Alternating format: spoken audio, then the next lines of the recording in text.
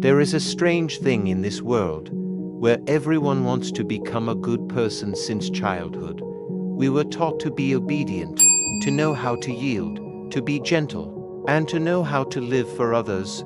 Those words are as sweet as honey, but they are also the very first silk threads wrapping our human consciousness.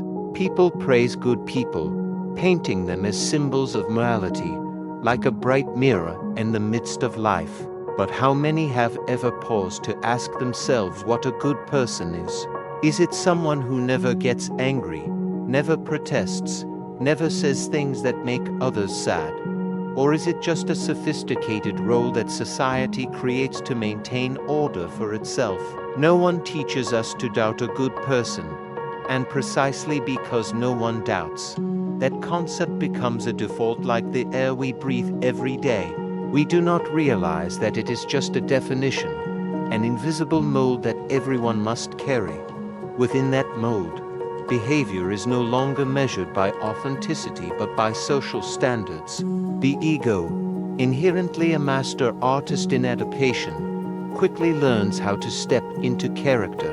It understands that in a world honoring morality, being a good person is the passport leading to affection, praise, and safety.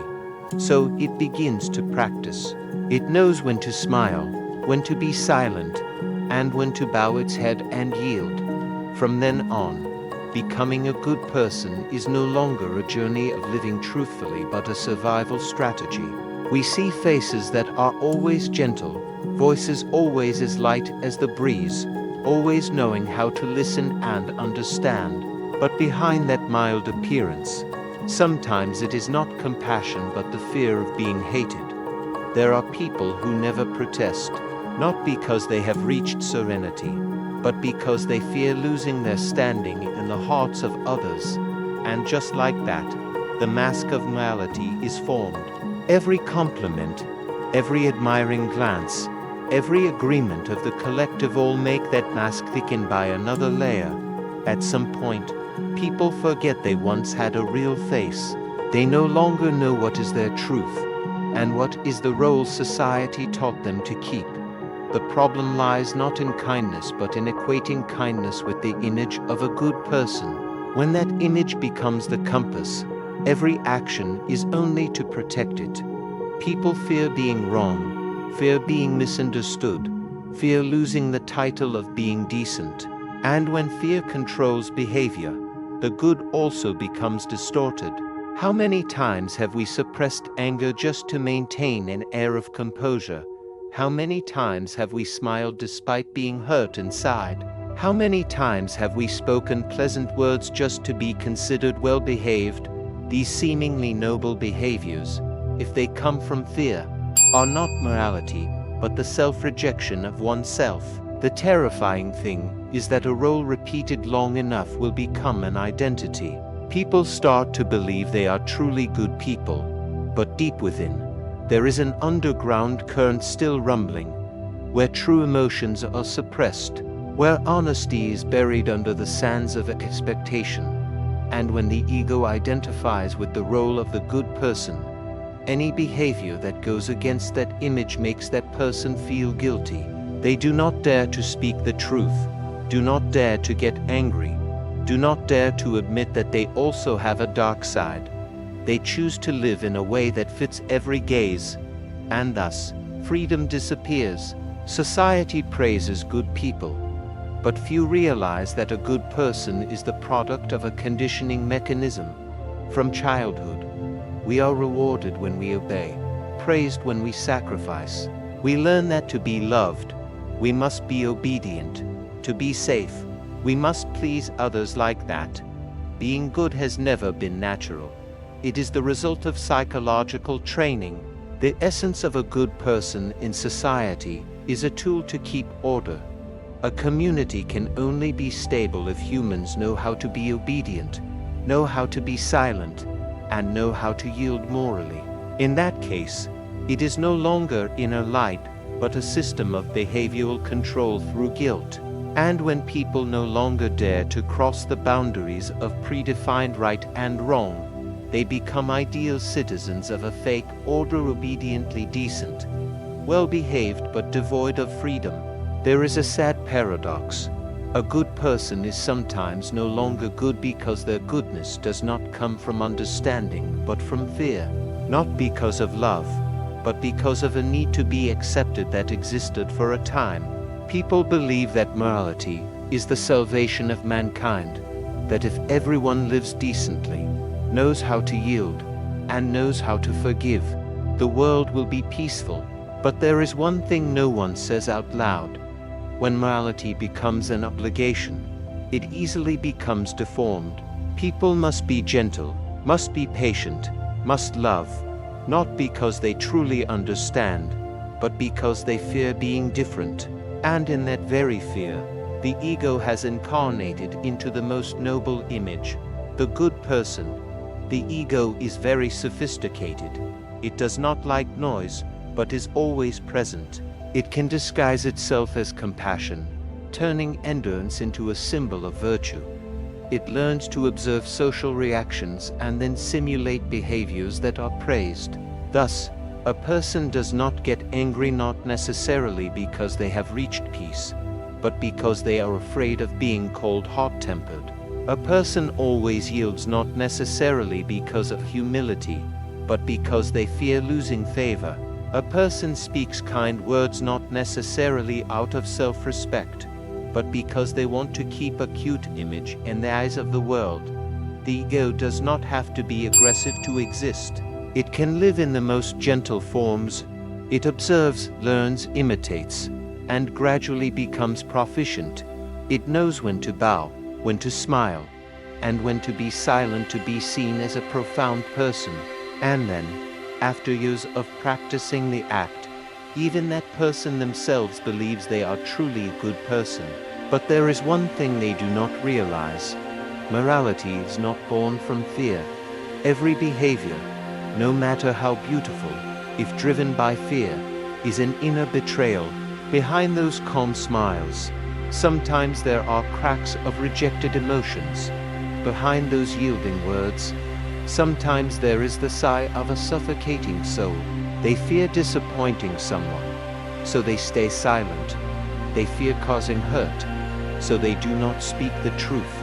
They fear being seen as bad, so they suppress themselves within the mold. And in that fear, they lose the most precious thing, honesty with themselves. Therefore, the good person is sometimes the one who suffers the most. They always live in underlying tension, always having to control every small reaction, always vigilant even with their own emotions.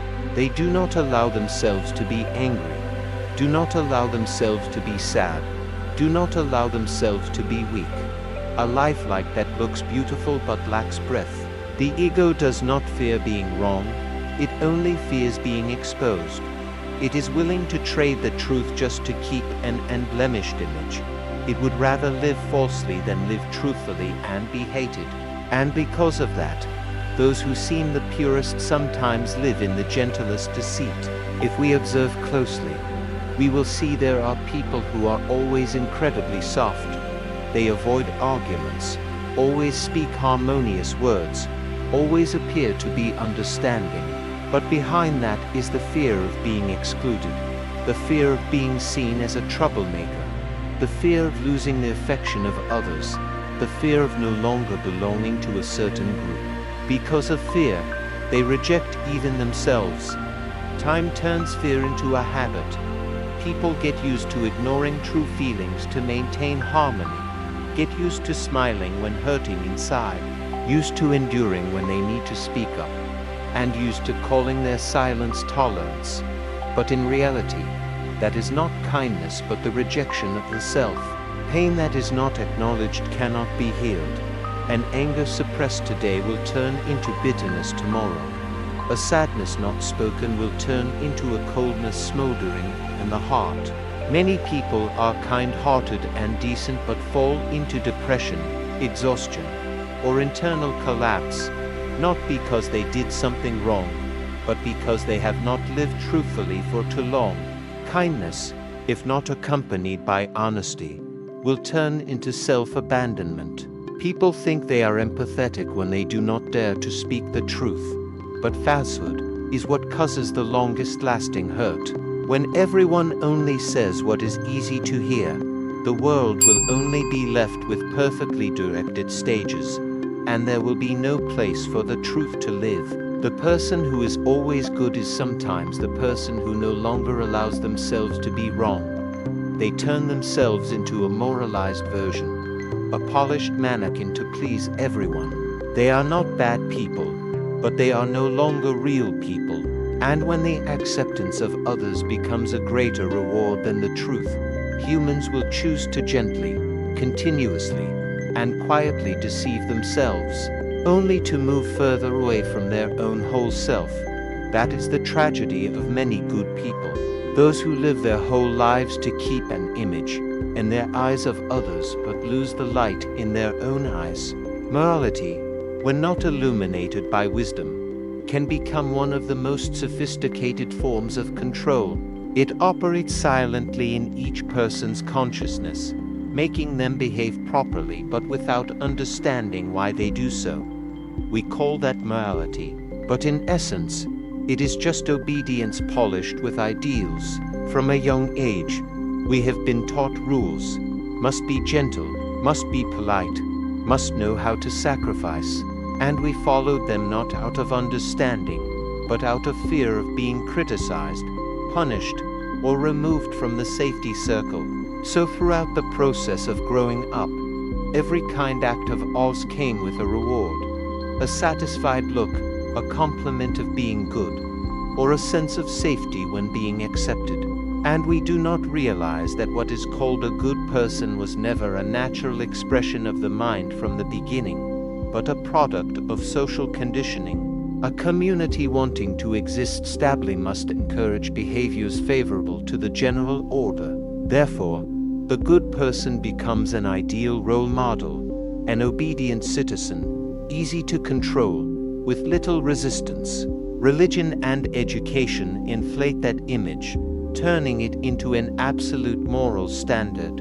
A good person is one who knows how to forgive, knows how to love unconditionally, knows how to sacrifice even when no one is watching. It sounds beautiful, but is also very dangerous, because when a standard is imposed as a moral obligation, it can become inner oppression.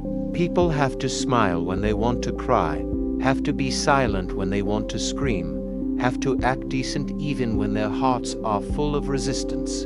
And thus, morality is no longer the path of liberation but a gold-plated shackle. People living in that mold gradually lose the ability to recognize which behaviors are authentic and which are programmed. They suppress emotions, calling it practice. They deny anger, calling it serenity. They avoid conflict, calling it tolerance. But deep down, there is still a part of them screaming because it has been gagged for too long. The ego is very good at masquerading. It can wear the robe of humility, don the mask of compassion, and use morality itself to consolidate its power. It knows that in a society that honors gentleness, the respected person is the one who does not cause waves. So it learns how to act, not getting angry to be seen as mature, not protesting to be praised as understanding, not speaking the truth to be loved. However, when the ego puts on the mask of a good person, it no longer fears being wrong, it only fears being exposed. And when the falsehood becomes perfect, even the person themselves believes they are living morally. That is when the ego wins in silence. People think they are living correctly, but in reality, they are just playing a role that is being praised. The ego does not need to be cunning to exist. It only needs to be complimented as decent. And so it hides perfectly within the seemingly most noble behaviors. Many believe that gentleness is a sign of enlightenment, but sometimes that gentleness is a way to hide a tired soul. A person who has been so afraid that they do not dare to express the truth. They smile, say proper words, and maintain a humble appearance, but inside is a suppressed wave that is never acknowledged. And the irony is that society continues to applaud that performance. The world always loves good people because they make everything pleasant. They do not argue, do not confront, do not mess up the order. But pleasantness is not always the truth. Sometimes it is just the quietness of an imprisoned soul. And when a person lives too long within the bounds of morality, they will no longer recognize which is themselves and which is the image they are keeping. Every word, every action goes through a filter. Will this make anyone sad? Will they still think I am a good person? And so true life is strangled day by day. Good people do not dare to be wrong, so they do not dare to live. They walk lightly on the earth, but beneath their feet is the fear of slipping from the golden standards, a fear legitimized under the name of morality. That is why in the depths of every gentle smile, there might be a very faint cry of despair. I am tired, but I cannot stop, because if I stop, I will no longer be a good person. Morality, if not illuminated by wisdom, will gradually become a fence blocking the truth. People start doing the right thing not because they understand, but because they fear being called wrong. They do decent things not out of compassion but because they need to be respected. And then the right thing is also just a sophisticated form of the ego. In every moral act, there are always two layers. The outer layer is the beautiful action. The inner layer is the motive. If the inner layer is not pure, then the outer layer is just a skillfully sewn coat. A person can help, but to be praised. A person can endure, but to prove they are noble. A person can forgive, but bitterness remains in their heart. And precisely there, the ego flourishes in the dark. It knows very well how to turn itself into a moral being. It no longer wears a proud or greedy face but puts on a mild, proper, and humble appearance. It makes others admire it. And in that very admiration, it is fed every day. People call that good, but if observed with an awakened eye, we will see it is just the maintenance of the ego through more noble means. Such morality does not liberate humans but makes them imprison themselves in the prison of correctness. A beautiful prison, with light and applause, but still a prison. The person inside does not dare to break the door because outside might be darkness, judgment, or loneliness. So they choose to stay, smile, and continue to perform. Formal morality is the thing most honored by society because it keeps everything in order. It creates people who are predictable, easy to control, and easy to love. But order is not mindfulness. It is only the silence of a soul that has been bent. When morality is no longer accompanied by self-awareness, it turns into a formula. People learn that they must forgive, must yield, must sacrifice, and they do so repeatedly like a smiling machine. They do not ask why. They only fear that if they don't, they will become bad people. And when the mind is programmed by fear, even the most beautiful behavior becomes a forced act. The sad thing is that those people are actually not bad at all. They are just not allowed to be themselves. They have equated morality with an image. And when that image wavers, they are terrified. They hold onto morality like they hold onto their breath, but they no longer feel the life in it. Therefore, there are people who speak gentle words, but whose eyes are exhausted. There are people who are silent, but that silence is not stillness, it is endurance. They smile, but it is the smile of someone trying to convince themselves that everything is okay. When morality is stripped of wisdom, it is no longer illumination but a lampshade over life.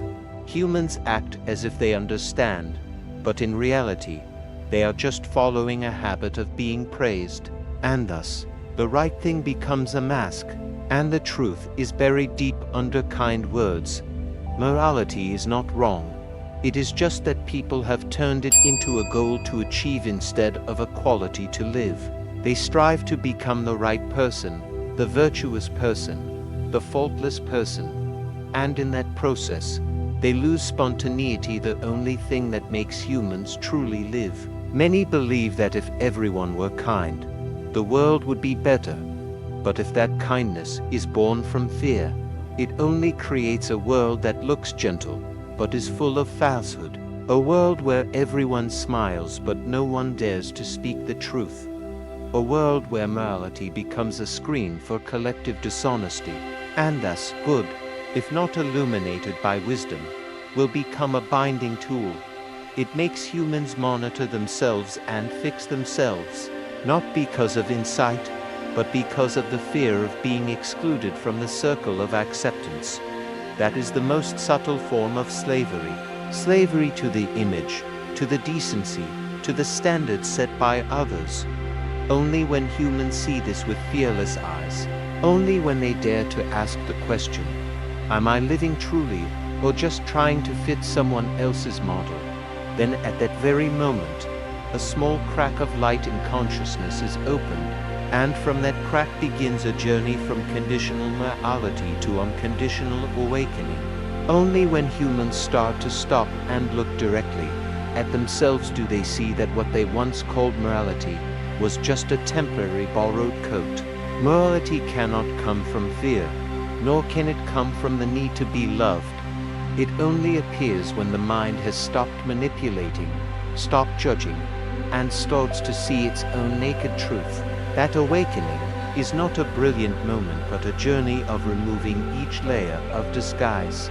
When a person is brave enough to see that for many years they lived to please others, to be seen as good, to be called gentle, then at that very moment, the truth begins to return, because the truth never disappears. It only temporarily sleeps under the dust of images. A person starts to live truly when they no longer need to keep a role. They do not try to do right, do not try to prove, do not try to impress. They just live, see, and act from clear awareness. If they need to speak, they speak. If they need to be silent, they are silent. They do not fear being misunderstood, nor do they need to be praised, because within them, there is no longer a center to protect. That is the great shift from conditional morality to natural morality. Natural morality is not the effort to do the right thing but the result of a pure mind. When the mind is no longer controlled by fear, ambition, or the need for recognition, all its behaviors naturally become right, just as clear water reflects clearly without trying to reflect. A person who lives truly does not need anyone to call them a good person. They do not care what others think of them because that does not change their essence. They are gentle when they need to be gentle, firm when they need to be firm, silent when they need to be silent. All their actions do not come from reaction but from presence. Such a person might make others misunderstand, but that is okay, because for them, truth is more important than harmony. And when they speak, those words carry the weight of sincerity. When they are silent, that silence has healing power. They do not speak to be heard but speak to share. They are not silent to avoid, but silent because they see no need to speak. The greatest freedom of a human being is to live without having to prove anything. When you no longer have to protect an image, only then are you truly relieved. All efforts to become a good person stop, because you realize that the kindest thing is to live honestly with the truth. Kindness is no longer an appearance but a natural state. Sometimes it is a clear refusal, sometimes a look of understanding, sometimes silence amidst the noise. Kindness no longer takes a fixed form. It is soft, flexible, and not bound by expectations. Because in it, there is no longer an ego that wants to control, no longer a fear of being misunderstood. Precisely at that time, morality is no longer a goal to reach, but becomes the natural breath of a clear mind. Like a tree growing without needing anyone to praise it as a tree, like a river flowing without needing to prove it knows how to flow. True morality is like that. It needs no name, no form, no certification. And when humans can live like that, they stop dividing good and bad, right and wrong. They just live in awareness and freedom. In them, there is no longer a boundary of a good person or a bad person, only a clear mind that knows how to feel, see, and love without conditions. At that time, kindness is no longer a survival strategy but a natural quality of life. They no longer go looking for light outside because they have realized that light never left them. And perhaps that is the moment a human truly returns no longer good person, no longer bad person, but simply a person who is living. True freedom does not come from breaking all rules but from deeply understanding the nature of those rules. When we understand, we do not need to resist. We are simply no longer bound. A person living in understanding is not a rebel but one who sees clearly. And when they see clearly, they no longer need to choose right or wrong. They only choose the truth. That truth is not something that can be defined. It is present in every breath, every gesture, every look. It does not have a glorious appearance, nor a great sound. It is the state of stillness of the mind when there is no longer anything to prove. When humans touch this deep level, morality is no longer a burden. It is not something we must try to keep or try to achieve, but the natural result of clarity. Such a person can be angry, can cry, can be weak, but in all those expressions, they are still transparent, because they do not equate truth and falsehood, good and bad, by the social yardstick, but see all as just the flow of life. A person living in mindfulness does not need to be seen as gentle. They can be as hard as steel when necessary, as soft as water when required. They do not do the right thing to be respected, but because it is right in essence. And if one day they are misunderstood, they smile because they know that misunderstanding is also a part of the journey. True morality does not need to be taught. It only needs to be recognized. When we stop playing roles, stop painting ourselves, stop fitting ourselves into golden standards, then morality returns like breath, natural, light, and without a reason. One does not need to learn how to love because love is already present in the essence. One does not need to learn how to be tolerant because when the ego is gone, there is no one left to blame. The so-called good person now becomes redundant. No need to be good, no need to be bad, just need to be real. Precisely in that truth, all the most beautiful qualities are born. Compassion blooms not out of duty but because of seeing one's own pain in the pain of others. Understanding comes not from theory but from silently looking deep into the mind. And kindness is no longer a behavior but a natural warmth radiating from a heart that is no longer afraid. The more a person tries to prove they are good, the further they move from true goodness, because true goodness lies not in the action but in the quiet motive behind it. A person can be silent and still be loving, can protest and still be compassionate, because love is not a form but a complete presence. Only when we see that we once lived to be praised, loved, safe, and see clearly how the fear of being excluded once controlled us, only then do we truly begin the journey of living without conditions, a journey no longer led by fear or craving but led by silent, non-partisan wisdom. From there, morality is no longer golden standard, but natural light shining from a pure consciousness.